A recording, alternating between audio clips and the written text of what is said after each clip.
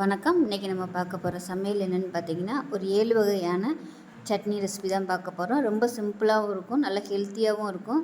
இதில் உள்ள சட்னி எல்லாமே இட்லி, தோசை, சாதம் எல்லாத்துக்குமே தொட்டு சாப்பிட்றதுக்கு நல்லாயிருக்கும். சட்னியாகவும் யூஸ் பண்ணிக்கலாம், துவையலாகவும் யூஸ் பண்ணிக்கலாம்.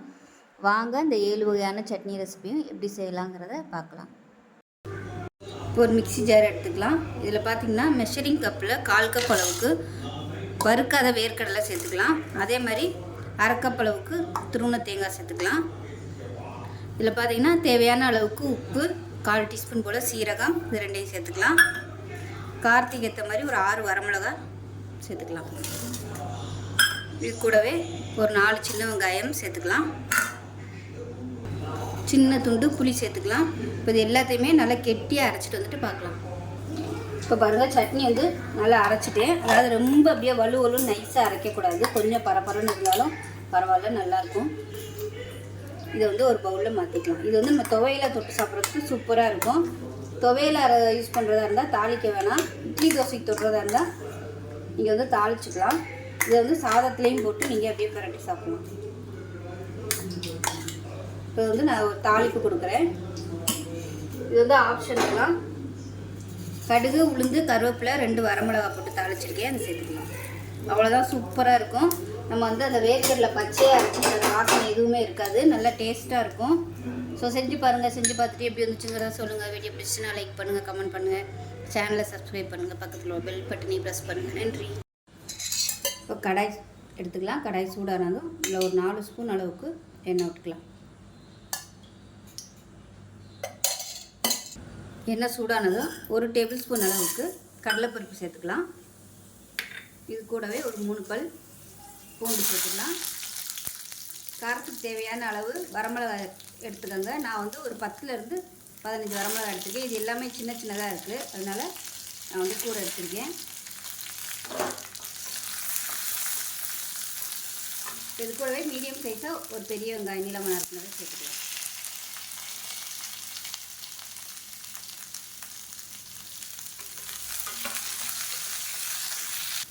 இப்போ பாருங்கள், வெங்காயம் கண்ணாடி பதம் வதங்கினதும் மீடியம் சைஸாக 2 தக்காளி சேர்த்துக்கலாம். அது கூட ஒரு கை கொத்தமல்லி, ஒரு கை புதினா சேர்த்துக்கலாம்.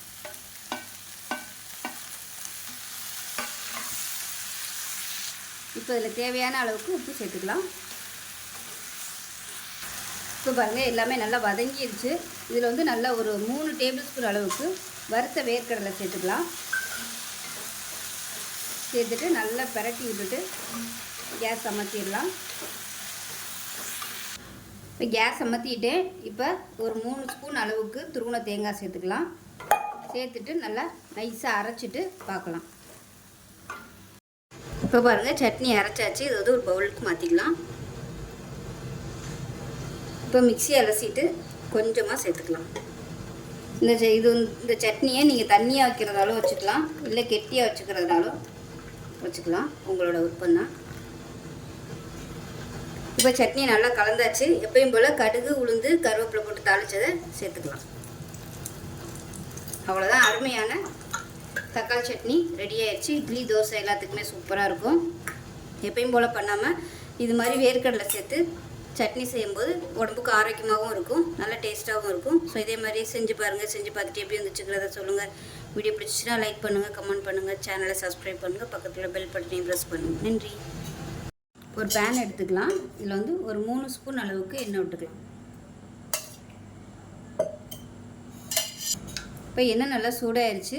மெஷரிங் கப்பில் 1/2 கப் அளவுக்கு பெரிய வெங்காயம் நீளமாக இருக்கிறத இப்போ இதில் ஒரு 3 பூண்டு பல் சேர்த்துக்கலாம். இது கூடவே ஒரு 10 வரமிளகாய் சேர்த்துக்கலாம். இது வந்து சின்ன சின்ன வரமிளகாங்கிறதுனால நான் வந்து 10 எடுத்திருக்கேன். இல்லைன்னா நீங்கள் ஒரு 4 இல்லை ஒரு 5 எடுத்துக்கோங்க. இப்போ இது கூடவே மெஷரிங் கப்பில் 3/4 கப் வர மாதிரி தக்காளி சேர்த்துக்கலாம். மீடியம் சைஸாக 2 தக்காளி. இப்போ இதையும் சேர்த்து நல்லா வதக்கிக்கலாம். இப்போ இதுக்கு கொஞ்சமாக உப்பு சேர்த்துக்கலாம். தக்காளி வெங்காயம் நல்லா வதங்கிடுச்சு. இதில் 2 டேபிள் ஸ்பூன் வறுத்த வேர்க்கடலை சேர்த்துக்கலாம். இப்போ எல்லாமே நல்லா வதங்கிடுச்சு. கேஸ் அமர்த்திட்டேன். ஆறுனதுக்கப்புறம் மிக்ஸி ஜாரில் சேர்த்துக்கலாம். இப்போ தான் மிக்ஸி ஜாரில் சேர்த்துட்டேன். இதில் பார்த்தீங்கன்னா வேக வச்ச முட்டை 2 எடுத்திருக்கேன். அதில் மஞ்சக்கரு மட்டும் எடுத்துகிட்டு வெள்ளைக்கருவை சேர்த்துக்கலாம். இப்போ இது எல்லாத்தையுமே சேர்த்துட்டு நல்லா நைஸாக அரைச்சிட்டு பார்க்கலாம். இப்போ பாருங்கள் நல்லா நைஸாக அந்தளவுக்கு அரைச்சிட்டு வந்தாச்சு. இப்போ ஒரு கடாயை எடுத்துக்கலாம். இதில் தாளிக்கிற அளவுக்கு மட்டும் 1 டீஸ்பூன் போல் எண்ணெய் விட்டுக்கலாம். எண்ணெய் நல்லா சூடாகிடுச்சு. 1 டீஸ்பூன் கடுகு, 1 டீஸ்பூன் போல் உளுந்து, கொஞ்சமாக கருவேப்பிலை. இப்போ அரைச்ச சட்னி ஒரு பவுலுக்கு மாற்றியாச்சு. கொஞ்சம் தாளித்து வச்சுருக்கிறத இதில் கொட்டிக்கலாம்.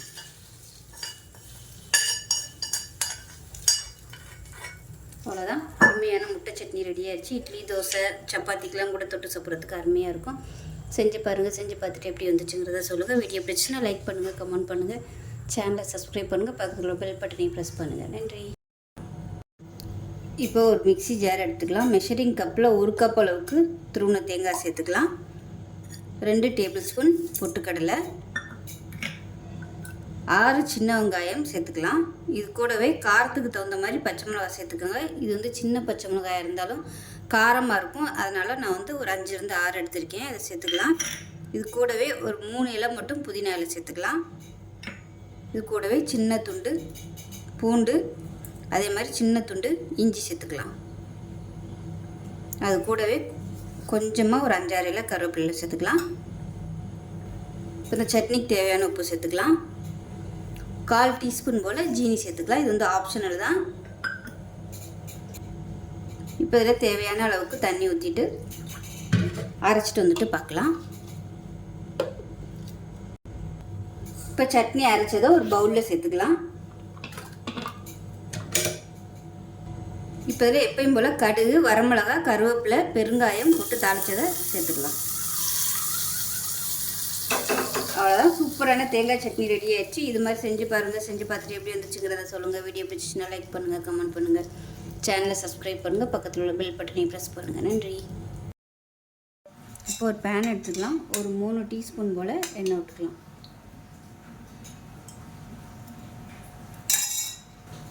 எண்ணெய் சூடானதும் 1/4 கப் அளவுக்கு கடலைப்பருப்பு சேர்த்துக்கலாம். அடுப்பு மீடியமான ஃப்ளேமில் இருக்கட்டும். கடலைப்பருப்பு கருதுச்சுன்னா உங்களுக்கு சட்னியோட டேஸ்ட்டு மாறிடும். இதில் 1/2 கப் அளவுக்கு சின்ன வெங்காயம் சேர்த்துக்கலாம். இது கூடவே ஒரு 3 பல் பூண்டு சேர்த்துக்கலாம். காரத்துக்கு தேவையான அளவுக்கு வரமிளகாய் சேர்த்துக்கலாம். நான் வந்து ஒரு 10 வரமிளகாய் சேர்த்துருக்கேன். உங்களோட காரத்துக்கு தகுந்த மாதிரி சேர்த்துக்கோங்க. இது கூடவே சின்ன நெல்லிக்காய் சைஸுக்கு புளி சேர்த்துக்கலாம். அவ்வளோதான், இதுதான் வந்து பொருட்கள். இது வந்து நல்லா வதக்கணும். இப்போ இதுக்கு தேவையான உப்பு சேர்த்துக்கலாம். இப்போ பாருங்கள், வெங்காயம் எல்லாம் நல்லா வதங்கிடுச்சு. அமர்த்தி எல்லாம் ஆற விட்டுட்டு நல்லா நைஸாக அரைச்சிக்கலாம். தண்ணி ஊற்றி நல்லா அரைச்சிக்கோங்க. ஃபஸ்ட்டு தண்ணி ஊற்றாமல் அரைச்சிட்டு அதுக்கப்புறம் நல்லா தண்ணி நிறைய ஊற்றி அரைச்சிக்கோங்க. அரைச்சிட்டு பார்க்கலாம். இப்போ வந்து சட்னி நல்லா அரைச்சாச்சு. ஒரு பவுலில் சேர்த்துக்கலாம். இப்போ மிக்ஸியை அலசிட்டு தண்ணி சேர்த்துக்கலாம். இப்போ நல்லா கலந்து விட்டுடலாம். கலந்து விட்டுட்டு எப்பயும் போல் கடுகு, உளுந்து, கருவேப்பிலை, பெருங்காயம் போட்டு தாளித்து வச்சுருக்கேன். அதை சேர்த்துக்கலாம். அவ்வளோதான், ஒரு சூப்பரான சட்னி ரெடி ஆயிடுச்சு. இட்லி, தோசை எல்லாத்துக்குமே அருமையாக இருக்கும். செஞ்சு பாருங்கள். செஞ்சு பார்த்துட்டு எப்படி இருந்துச்சுங்கிறத சொல்லுங்கள். வீடியோ பிடிச்சிச்சுன்னா லைக் பண்ணுங்கள், கமெண்ட் பண்ணுங்கள், சேனலை சப்ஸ்கிரைப் பண்ணுங்கள், பக்கத்தில் பெல் பட்டனையும் ப்ரெஸ் பண்ணுங்கள். நன்றி. ஒரு கடாயை எடுத்துக்கலாம். இதில் வந்து ஒரு 2 டீஸ்பூன் அளவுக்கு எண்ணெய் விட்டுக்கலாம். இப்போ எண்ணெய் நல்லா சூடாயிருச்சு. இப்போ இதில் ஒரு 3 பல் பூண்டு சேர்த்துக்கலாம். அதே மாதிரி ஒரு சின்ன துண்டு இஞ்சி சேர்த்துக்கலாம். 5 சின்ன வெங்காயம் சேர்த்துக்கலாம். இது கூடவே 10 வரமிளகாய் சேர்த்துருக்கேன். தேங்காய், பொட்டுக்கடலாம் சேர்ப்போம், அதனால் காரம் வந்து குறைஞ்சிடும். அதுவும் இல்லாமல் இது சின்ன மிளகாய் இருக்கிறதுனால நான் வந்து ஒரு 10 எடுத்திருக்கேன். நல்ல காரமான மிளகாய் இருந்துச்சுன்னா நீங்கள் கம்மியாகவே சேர்த்துக்கோங்க. இது கூடவே கருவேப்பிலையில் வந்து ஒரு கைப்பிடி அளவுக்கு சேர்த்துக்கலாம். இது வந்து கழுவி வச்சது தான், அதனால் நான் அப்படியே சேர்த்துக்கிறேன். இது கூடவே ஒரு கைப்பிடி அளவுக்கு கொத்தமல்லி இலையும் சேர்த்துக்கலாம். கருவேப்பிலையில் நிறையா இருந்துச்சுன்னா நீங்கள் வெறும் கருவேப்பிலை மட்டும் சேர்த்துக்கோங்க. நான் வந்து கொஞ்சம் கம்மியாக இருக்கிறதுனால கொத்தமல்லியும் சேர்த்துருக்கேன். இப்போ இதையும் சேர்த்து நல்லா வதக்கிக்கிறேன். இப்போ பார்த்திங்கன்னா எல்லாமே நல்லா வதங்கிடுச்சு. இப்போ இதில் கொஞ்சமாக எண்ணெய் விட்டுக்கலாம். நான் வந்து ஃபஸ்ட்டே பெருங்காயம் போட மறந்துட்டேன். அதனால் இப்போ கொஞ்சமாக எண்ணெய் விட்டு ஒரு 2 கட்டி பெருங்காயத்தை சேர்த்துக்கலாம். தூள் வச்சுருந்தீங்கன்னா நீங்கள் தூள் கூட இதில் சேர்த்துக்கலாம். இப்போ இது வந்து கொஞ்சம் லைட்டாக பொரியட்டும். இப்போ பாருங்கள், கேஸ் அமர்த்திடலாம். எல்லாமே நல்லா வறுபட்டுருச்சு. இதில் வந்து 2 டேபிள் ஸ்பூன் துருவன தேங்காய் சேர்த்துக்கலாம். 1 டேபிள் ஸ்பூன் பொட்டுக்கடலை சேர்த்துக்கலாம். சின்ன நெல்லிக்காய் சைஸுக்கு புளி சேர்த்துக்கலாம். தேவையான அளவுக்கு உப்பு சேர்த்துக்கலாம். இப்போ இது வந்து வறுக்கணும்னு அவசியம் இல்லை. நான் வந்து கேஸ் அமர்த்திட்டேன். இப்போ இது நல்லா ஆறுனதுக்கப்புறமா மிக்ஸி ஜாரில் போட்டு நல்லா அரைச்சிட்டு பார்க்கலாம். இப்போ பாருங்கள், நல்லா அரைச்சி கொண்டு வந்துச்சு. ஸோ இந்த அளவுக்கு இருக்கணும். ரொம்பவும் தண்ணி ஊற்றலை, நல்லா கெட்டியாக அரைச்சிருக்கு. அவ்வளோதான், அருமையான கருவேப்பிலை துவையல் ரெடி ஆயிடுச்சு. சாதத்தில் போட்டு பரட்டி சாப்பிட்டிங்கன்னா சூப்பராக இருக்கும். இது வந்து தாளிச்சிட்டிங்கன்னா இட்லி தோசை கூட தொட்டுக்கலாம். அருமையான கருவேப்பிலை துவையல் ரெடி ஆயிடுச்சு. டேஸ்ட் அட்டகாசமாக இருக்கும். கருவேப்பிலை வந்து நல்லா ரொம்ப காஞ்சி போயிடாமல் ஃப்ரெஷ்ஷாக உள்ளதை சேர்த்து செஞ்சிங்கன்னா நல்ல வாசனையாக இருக்கும். ஸோ செஞ்சு பாருங்கள். செஞ்சு பார்த்துட்டு எப்படி வந்துச்சுங்கிறத சொல்லுங்கள். வீடியோ பிடிச்சின்னா லைக் பண்ணுங்கள், கமெண்ட் பண்ணுங்கள், சேனலை சப்ஸ்கிரைப் பண்ணுங்கள், பக்கத்தில் பெல் பட்டனையும் ப்ரெஸ் பண்ணுங்கள். நன்றி. இப்போ ஒரு பேன் எடுத்துக்கலாம். பேன் சூடானதும் இதில் பார்த்திங்கன்னா 1 டீஸ்பூன் அளவுக்கு கடுகு சேர்த்துக்கலாம். 1 டீஸ்பூன் ஃபுல்லாக கடுகு சேர்த்துக்கலாம். அதே போல் 1/4 டீஸ்பூன் போல் வெந்தயம் சேர்த்துக்கலாம். 1 டீஸ்பூன் வர கொத்தமல்லி சேர்த்துக்கலாம். 1 டீஸ்பூன் கடலைப்பருப்பு சேர்த்துக்கலாம். இது எல்லாத்தையுமே நல்லா வறுத்துக்கலாம். இப்போ பாருங்கள், கடுகு நல்லா வெடிக்க ஆரம்பிக்குது. இந்த ஸ்டேஜில் இதை மிக்ஸி ஜாருக்கு மாற்றிக்கலாம். இப்போ அதே கடாயில் ஒரு 2 டீஸ்பூன் அளவுக்கு எண்ணெய் விட்டுக்கலாம். எண்ணெய் விட்டுட்டு நல்லா 1 கைப்பிடி அளவுக்கு கழுவி காய வச்ச கருவேப்பிலையெல்லாம் சேர்த்துக்கலாம். இப்போ பாருங்கள், இது நல்லா வதங்கிருச்சு. இதையும் மிக்ஸி ஜாருக்கு மாற்றிக்கலாம். இப்போ இதில் கடுகு, வெந்தயம், கடலைப்பருப்பு எல்லாமே வந்து அரைச்சி வச்சுருக்கேன். இப்போ இந்த கருவேப்பிலை வந்து இதில் சேர்த்துக்கலாம். சேர்த்துட்டு தண்ணி ஊற்றாமல் அரைச்சிக்கலாம். இப்போ இதில் சின்ன நெல்லிக்காய் சைஸுக்கு புளி ஊற வச்சுருக்கேன். அதை இதோட சேர்த்துக்கலாம். சேர்த்துட்டு நல்லா நைஸாக அரைச்சிக்கலாம்.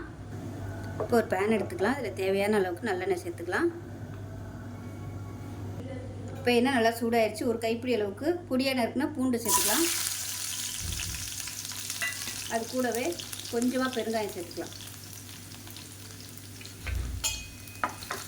பூண்டு நல்லா செவந்து வரட்டும். இப்போ பாருங்கள், பூண்டு நல்லா செவக்க ஆரம்பிச்சிருச்சு. இந்த ஸ்டேஜில் மிளகாத்தூள் சேர்த்துக்கலாம். காரத்துக்கு ஏற்ற மாதிரி மிளகாத்தூள் சேர்த்துக்கோங்க. நான் வந்து ஒரு 2 டீஸ்பூன் அளவுக்கு சேர்த்துக்கிறேன். சேர்த்துட்டு லைட்டாக மிக்ஸ் பண்ணி விட்டுட்டு அடுத்த செகண்டே நம்ம அரைச்சி வச்சுருக்க இந்த பேஸ்ட்டை சேர்த்துக்கலாம்.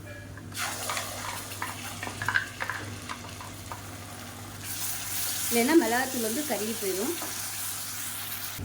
இப்போ மிக்ஸியை அலசிட்டு அந்த தண்ணியை வந்து அப்படியே கொஞ்சமாக சேர்த்துக்கிறேன். ரொம்ப ஊற்றிட வேணாம். இது நல்லா வதங்கி சுருண்டு எண்ணெய் பிரிஞ்சு வரணும். அந்தளவுக்கு நல்லா மீடியமான ஃப்ளேமில் வதக்கிக்கலாம். இப்போ 1/4 டீஸ்பூன் போல் உப்பு சேர்த்துக்கலாம். வற்றி வந்ததுக்கப்புறமா பத்தலைன்னா நம்ம திருப்பி சேர்த்துக்கலாம். இப்போவே கரெக்டாக சேர்த்துட்டோம்னா வற்றி வந்ததுக்கப்புறம் ரொம்ப அதிகமாக போயிடும். அடுப்பு வந்து நல்லா குறைச்சி வச்சுக்கோங்க. இப்போ பாருங்கள், தொக்கு அருமையாக ரெடி ஆயிடுச்சு. எண்ணெயெல்லாம் அப்படியே பிரிய ஆரம்பிச்சிருச்சு. அதே சமயம் நல்லா அப்படியே சுருண்டு வர அளவுக்கு நல்லா வதங்கிடுச்சு. இந்த ஸ்டேஜ் வரைக்கும் வதக்கி எடுத்து வச்சுட்டோம்னா உங்களுக்கு கெட்டே போகாது. இட்லி, தோசை, சாதம் எல்லாத்துக்குமே தொட்டு சாப்பிடலாம். அருமையாக இருக்கும். ஸோ இதே மாதிரியே ரொம்ப சிம்பிளான இந்த கருவேப்பிலை தொக்கை செஞ்சு பாருங்கள். டேஸ்ட்டு வேறு லெவலில் இருக்கும். செஞ்சு பார்த்துட்டு எப்படி இருந்துச்சுங்கிறத சொல்லுங்கள். வீடியோ பிடிச்சிச்சின்னா லைக் பண்ணுங்கள், கமெண்ட் பண்ணுங்கள், சேனலை சப்ஸ்கிரைப் பண்ணுங்கள், பக்கத்தில் பெல் பட்டனையும் ப்ரெஸ் பண்ணுங்கள். நன்றி.